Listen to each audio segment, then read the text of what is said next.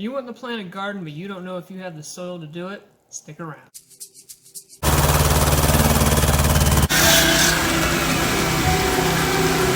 A little over 40 degrees. What I'm actually going to show you is how you can chickpeas to Dan Jacobs from Jacobs Estimate Soil. Okay, so this is our topsoil here. Make a new dip with here. See how that works?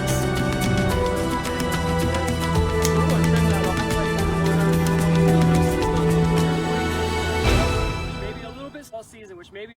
Hey guys, this is Justin Aupatry from the NECIC Urban Farm, coming at you with another episode of Farming with Justin. And today what we're going to talk about is testing our soil for the amount of topsoil, gravel, and sand that we actually have in our beds. Now I kind of have this already set up, make this quick and easy.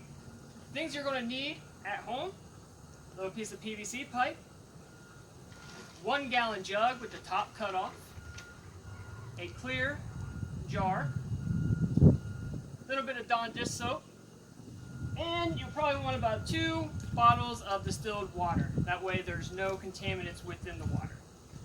Okay?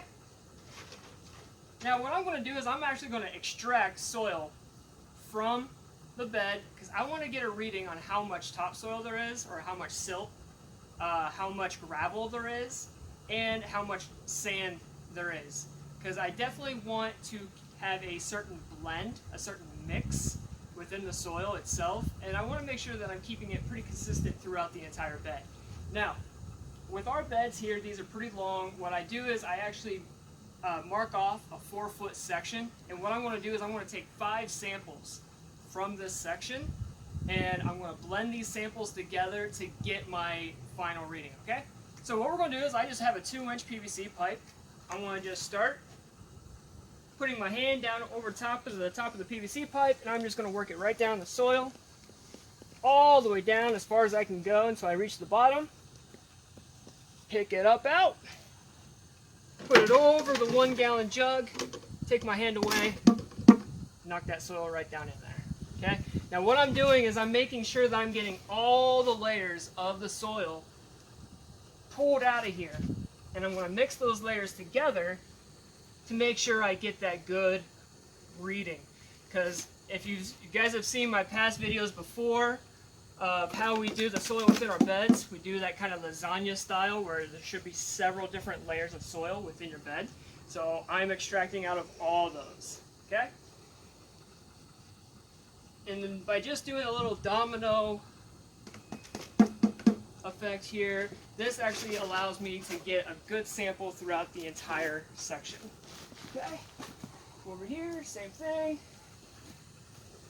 Pressing down, give a little twist. Now if you've got a lot of clay in your soil, this is going to be a little bit more difficult. Whoop, I didn't get all the way down. But if you've got kind of a fine soil, this actually isn't going to be too hard for you. So right down in.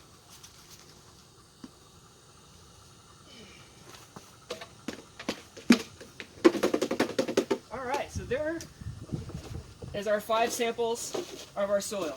Now I'm just going to shake this up for a little while, make sure I get it blended really well. And there's a reason why I'm doing this, because I don't want it layered inside this as it's layered inside our beds. So let's get it mixed up. Okay. Now I'm going to take our clear jar. All I want within the jar, all I really want is about a good 2 to 3 inches of soil. It's really all we need. So after we mix this up really well, I'm actually going to reach my hand in, get a good handful, and I'm just going to put this in by hand. Reason why I don't want to pour from here into here is because as you start to tilt and you start to pour, you're actually going to start getting heavier material dumping out, and your lighter material is going to stay in. So if I just reach in and kind of grab it by hand, I get it, again, a really good mix of a little bit of everything. Okay? I'm gonna put it in here, give it a look. It's about 2 inches, I would say. Okay. I'm gonna take one of my bottles of water. Pour in here.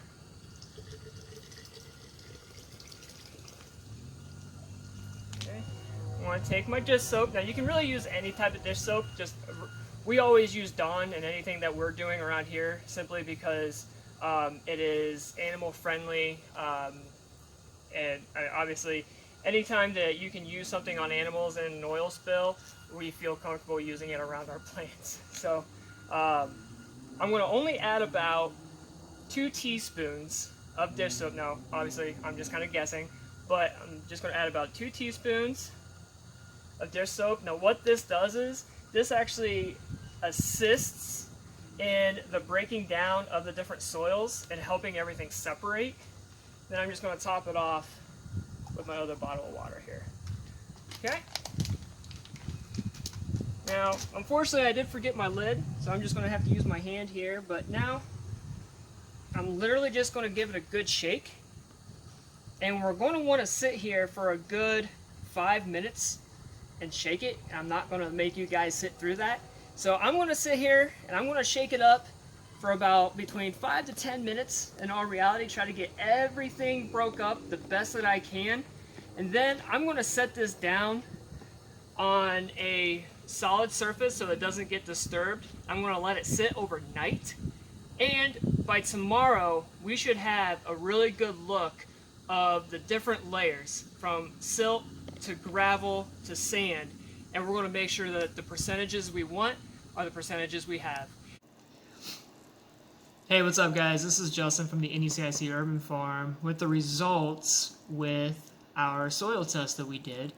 And it actually turned out really, really well. And as you can see, I've actually marked off with a marker here just so that you guys get a little bit of a better visual, because I'm not sure how well you can actually see the different layers through the camera.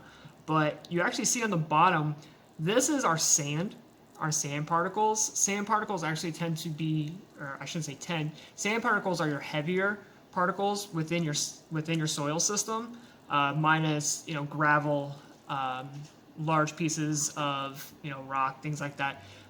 Sand is actually your heavier substance. Then on top of the sand, you'll actually get this silt layer, and then from your silt layer, you'll get this is all clay, and from clay, that's what actually is dissolved up here in the rest of the jar.